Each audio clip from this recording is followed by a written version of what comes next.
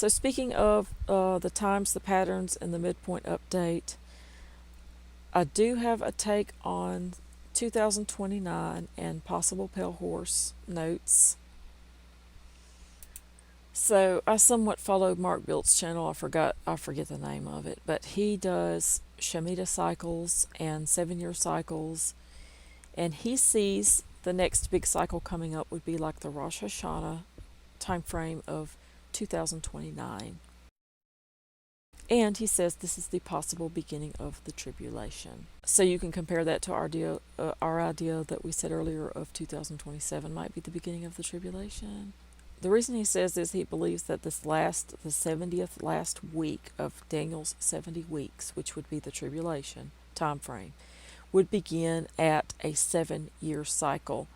And it's really hard to tell because the discrepancy of calendars for so long, but he believes he has mapped these 7-year Jubilee cycles down to the next big one would be 2029. I have been saying that's whenever we're on the lookout for the pale horse, according to how the cycles have been, even though that time frame has probably escalated and shortened.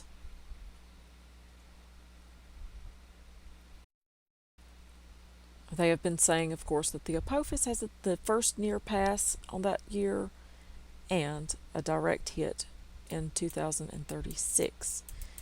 Mike from around the world believes that Apophis times have shifted and may not, by now may not even be coming near us, right?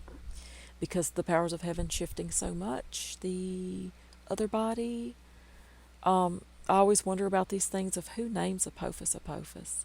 What do they know? Why would they name it? I guess because it's the biggest, nearest hit thing happening.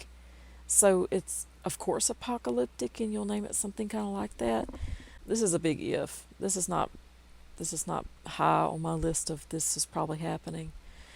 But let's just say it does the near pass, and then it does the direct hit in 2036, and say that a beginning of tribulation is 29,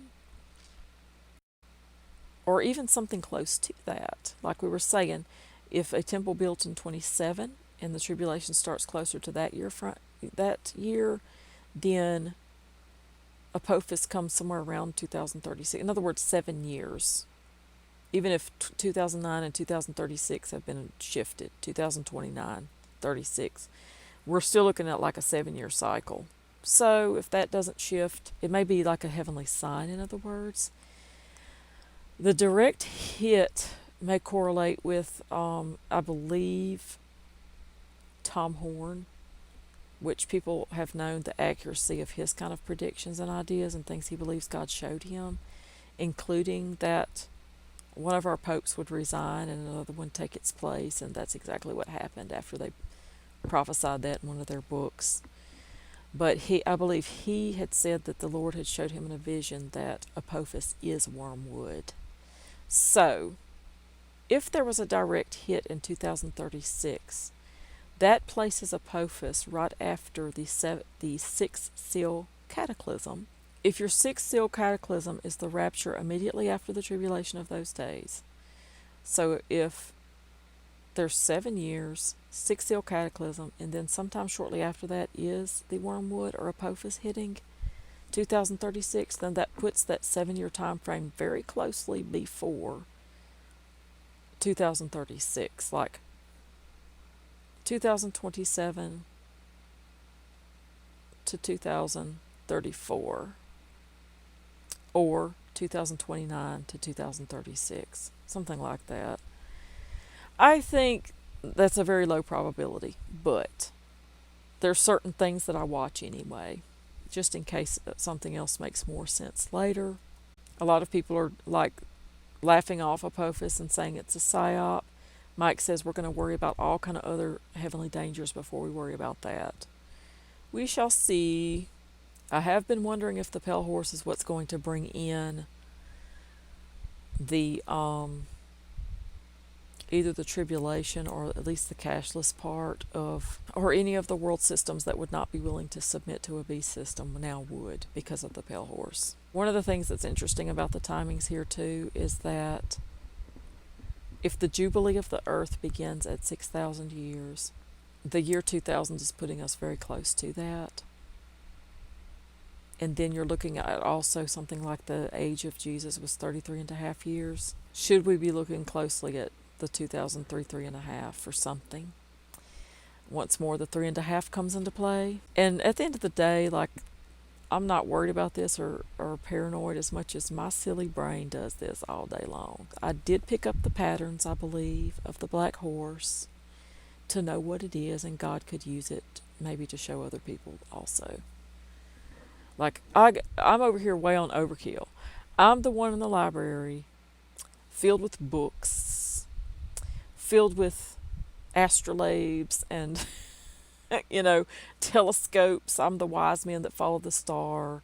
It's too much.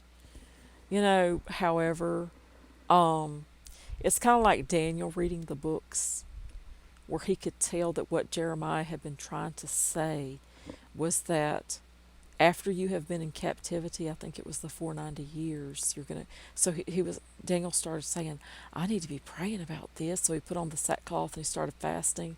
That was the fasting for the 21 days, the Daniel fast till the angel came to tell him what it meant. And that because he knew, because he had all the books and he was reading all them old books. Everyone is doubting the calendars are being kept very accurately so that we can tell when the 6,000 year jubilee would happen, of course. Especially because things must be hidden. One of the deceptions at the end too is that the Vatican is going to come out and say, "Oh, we have the entire Library of Alexandria in our basement the whole time." So, since we have all these cool artifacts and information, and we even have like that library that came out from under the Sphinx and all this, and they're going to have so much information and old star charts and things that suddenly make sense and can save the world. That's why you have to put down all of your faith and put all of your trust in whatever they tell you to think. And people, I'm so glad people are saying these things over and over and over. Because when they come, they shock your paradigm so much you can't. There's part of you that's gonna go with it and say that must be true. But anyway, one of the predictions too for 2029, there's a channel that I follow called Jeremiah Babe that's constantly giving the economic crash report for America. And one of the people he followed said that our currency should reach the theoretical collapsing point according to the way it's going now, which may change with tariffs, right? Or whatever. They always find a way to patch it to keep it going.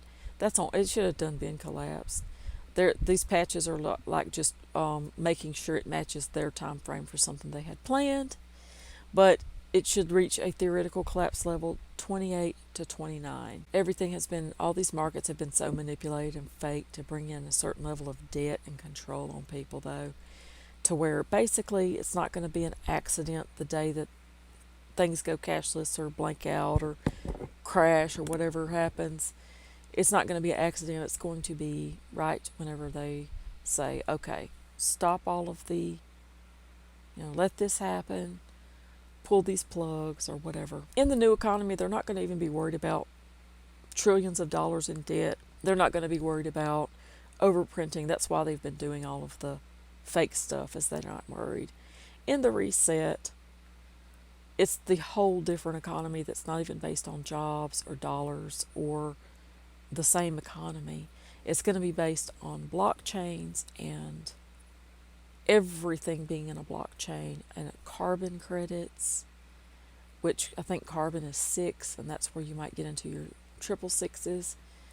It's going to be the rationing and the scores, and it's going to be the ultra communist, if you will, because it will be completely centralized, and the centralization running it is going to be the quantum level of intelligence. So it's going to be like a whole different, promising to solve every problem. So that's why no amount of debt matters. So to me, 2029, it seems too early for the tribulation to start, except for this escalation of technology and the weather. Every day that passes, like all the different changes that come to the earth, I really was thinking, oh, that's quick. That is fast. It seems like we're going to have a pale horse event. The black horse hasn't even fully manifested yet, but that could happen in a month and be completed, like early 2027, let's say. And then pale horse could be right around the corner, because this is birth pangs. They're intensifying and they're worsening and closer together. The world is not bouncing back from the virus as planned into this collapse. China is going down hard. The world will follow. If the pale horse is closely ahead over 1/4 of the earth, people are not thinking about seals, except for that these collapses since the virus have made people start thinking about it. And so one of the things I'm wondering, like things speeding up, and they're no longer on 10-year time frames, like where the first three horses were special. And in other words, the pale horse must come in 2030 and last till 2040. So the tribulation is not going to begin until 2040. Blah, blah, blah. Nope.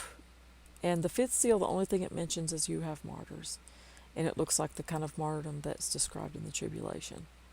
That's what makes it seem like these horsemen were preparing for the tribulation. So while part of the earth is going under pale horse, will everyone go into that 7-year time frame? Because a whole lot can happen between now and the time that AI matures. And then a whole lot can happen from the time that they set up this Antichrist system and the midpoint of the tribulation. There are a lot of teachers that I find, and a lot of them are saying they also tend to see in the scriptures the tribulation comes in two parts, and the second part is the most intense. I first saw that in Revelation chapter 13, just reading through it, and then I saw it, I believe, in Daniel chapter 11 or 12, where Daniel's talking to the men by the river, which are probably angels, and they're telling him information, that the second half seems way worse.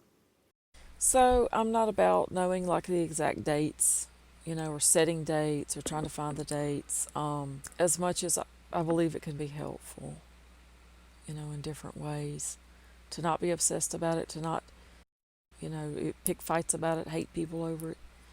But I was thinking the other day, people like to make fun of Christians and laugh at them for how much we fight about the rapture. So I could tell them I have the worst rapture fight of all the Christians. Like we fought about the rapture so hard that he tried to kill me with demons. See? But he's not a Christian though. I hate to say it. But anyway,